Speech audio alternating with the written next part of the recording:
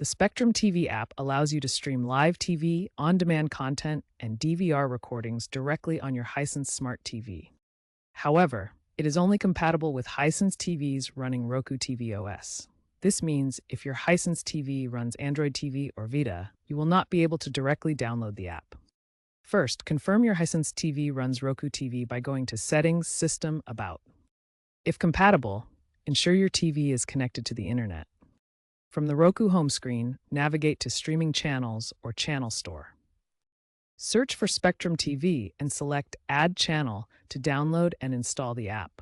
This is free, excluding your Spectrum subscription cost. Once installed, launch the app. After launching the Spectrum TV app, select Sign In.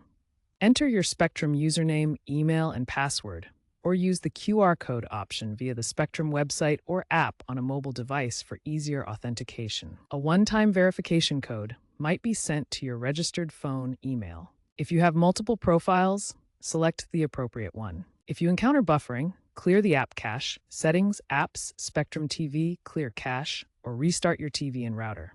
For Hisense TVs that do not run Roku, you can use Spectrum's web player via a browser app if available, or cast from a compatible device, though functionality may be limited.